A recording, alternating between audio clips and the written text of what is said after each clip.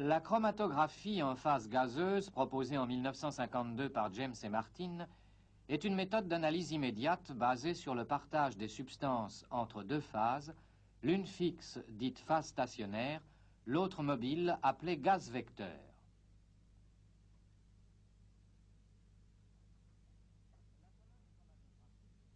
La colonne chromatographique que nous schématisons ici est placée dans un four thermorégulé.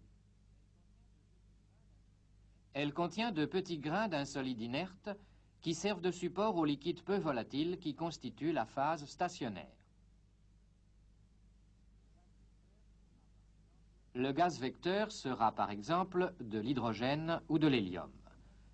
Injectons en tête de la colonne un mélange de deux substances dont les molécules sont symbolisées par des boules blanches et rouges. Au cours de leur progression dans la colonne, les molécules du mélange passeront de nombreuses fois dans la phase stationnaire et dans la phase gazeuse. Les molécules blanches, très solubles dans la phase stationnaire, séjournent longtemps dans celle-ci. Leur progression dans la colonne sera lente. Par contre, les molécules rouges, peu solubles, seront moins retenues. Elles migreront rapidement. Ainsi, les deux constituants seront séparés à la sortie de la colonne.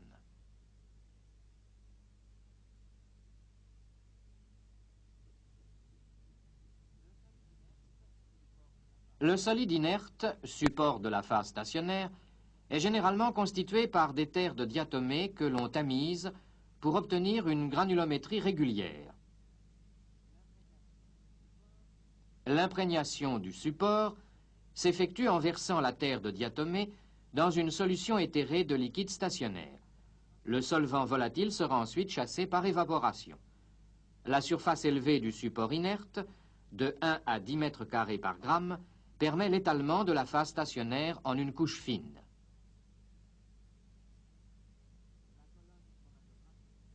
La colonne chromatographique est fixée sur un vibreur, puis l'extrémité aval, partiellement obturée par un coton de verre, est reliée à une pompe à vide.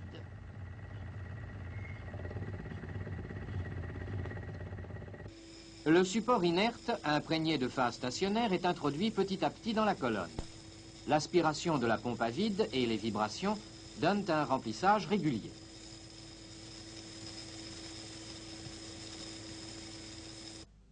L'opératrice adapte la colonne chromatographique sur son socle, puis la place dans le four thermorégulé. La température de celui-ci devra être choisie de manière à ce que la durée de passage des substances dans la colonne ne soit pas trop longue.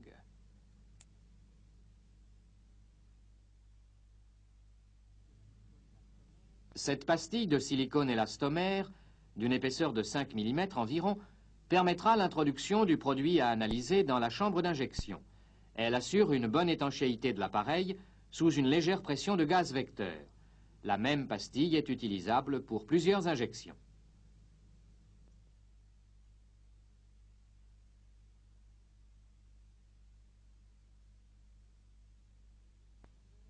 La réserve de gaz vecteur, ici de l'hydrogène, alimente maintenant l'appareil chromatographique. Le débit du gaz est convenablement réglé. Il ne doit pas être trop rapide, car comme dans une chromatographie d'absorption du type liquide-solide, il donnerait un élargissement anormal des zones de substance. Il ne doit surtout pas être trop lent pour éviter la diffusion des substances dans la phase gazeuse.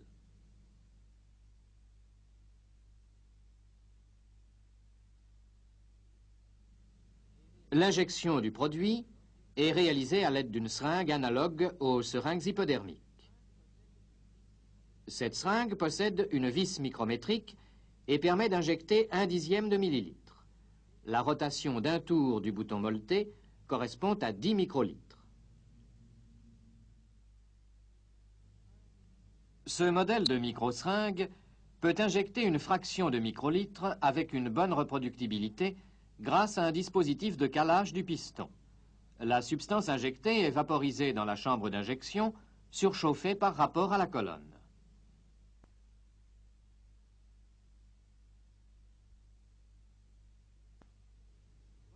Dans ce graphique, représentons en ordonnée la quantité de substance injectée et en abscisse la longueur de la colonne. Au fur et à mesure de sa progression, la zone représentant la substance s'étale, mais conserve en général l'allure d'une courbe de Gauss. Pour une température et un débit donnés, le temps de sortie de la substance injectée est constant. Pratiquement, la sortie du produit apparaît sur l'enregistreur sous la forme d'un pic presque symétrique. La distance de ce pic à l'origine permet de déterminer le temps de sortie et le volume de rétention, c'est-à-dire le volume de gaz vecteur nécessaire pour faire sortir le produit de la colonne. Pour une série homologue de substances, le logarithme du volume de rétention est directement proportionnel à la condensation en carbone.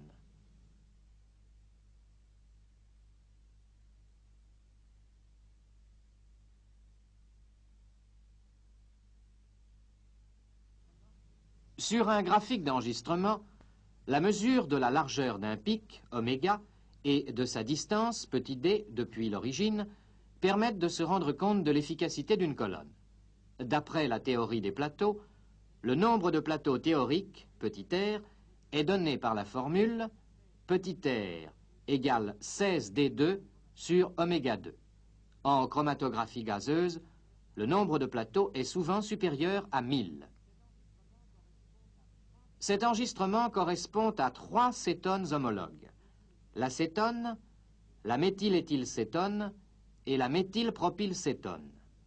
La largeur de base de ces pics est étroite. La séparation est bonne. Si la température du four est insuffisante, ou la quantité injectée trop forte, ou même le débit mal choisi, les pics sont anormalement élargis. Cet enregistrement est mauvais. Ces courbes d'enregistrement représentent la variation d'une propriété de la phase gazeuse signalée par le détecteur à la sortie de la colonne.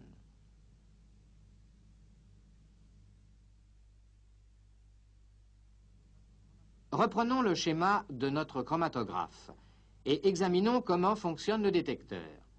Celui-ci est basé sur les propriétés du pont de Wheatstone.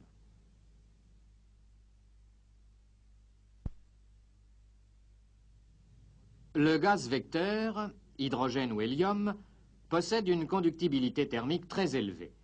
Lorsque des substances, symbolisées ici par des billes rouges et blanches, sont mélangées à ce gaz, la conductibilité diminue, ce qui provoque l'échauffement du fil métallique situé à la sortie de la colonne et par suite une augmentation de la résistance décelée par un millivoltmètre enregistreur.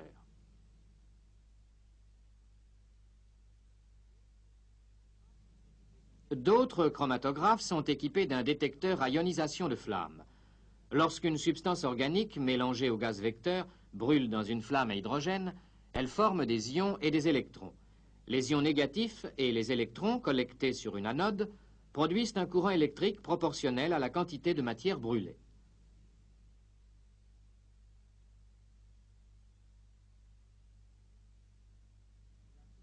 Sur l'enregistrement, la surface du pic est proportionnelle à la quantité de substance.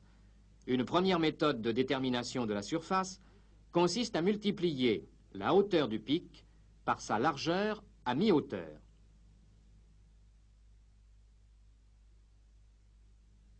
Une deuxième méthode nécessite un planimètre. Le planimètre est un intégrateur mécanique utilisable pour des surfaces supérieures à 50 mm² environ. Cet enregistrement a été obtenu en injectant des quantités croissantes d'acétone. 2, 4, 6, 8 et 10 mg. La représentation graphique de la surface des pics en fonction de la quantité injectée pour un appareil donné est une droite pour les faibles quantités. Si la quantité injectée est trop forte, la courbe s'infléchit. Cette courbe de référence permet la détermination quantitative d'une substance dans un mélange. Dans le cas présent, il s'agit d'un mélange d'acétone et de méthyléthylcétone. Connaissant la surface du pic de l'acétone, il suffit de se reporter à la courbe de référence pour en déduire la quantité.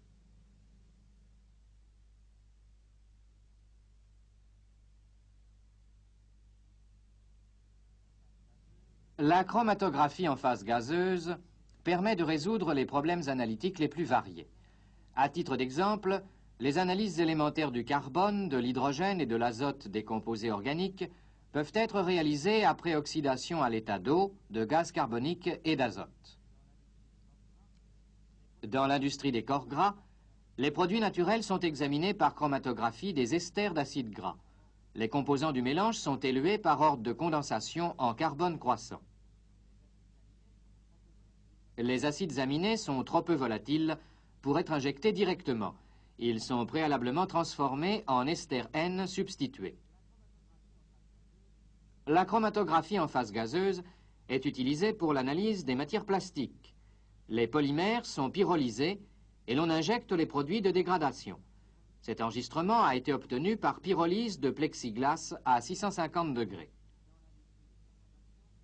Dans l'industrie des fermentations, la chromatographie permet de contrôler la qualité de certaines boissons alcoolisées.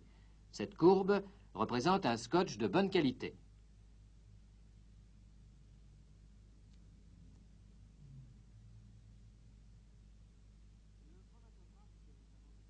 Le chromatographe que nous avons utilisé jusqu'à présent est de type analytique.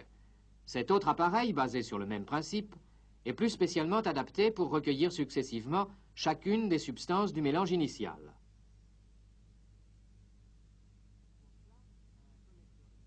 Pour cela, un collecteur de fractions reçoit les ELUA à la sortie de la colonne.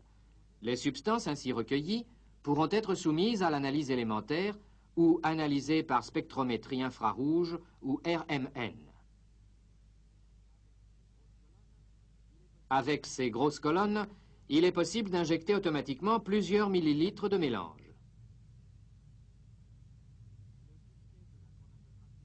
Le succès de la chromatographie en phase gazeuse s'explique par une bonne efficacité et la possibilité d'étudier des substances très diverses dans un domaine qui s'étend de la microanalyse à la méthode préparative.